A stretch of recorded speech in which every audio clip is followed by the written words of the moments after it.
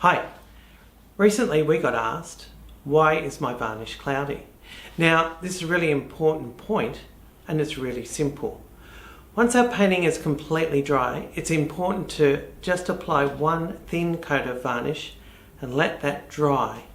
Let it dry naturally. Don't force dry it with a hairdryer or anything like that, because what that does is form a small skin on the top. And it will dry eventually, but it'll take a long time for that to get through. So when we're looking at that, the cloudiness that you see there is the water in the varnish. And it's important for us to let that just evaporate naturally. Once that's clear, so really leave it at least the next day, you can come back and do your next coat. So make sure you're patient, put a skin of varnish on, let it dry, come back and repeat the process. That'll stop the cloudiness.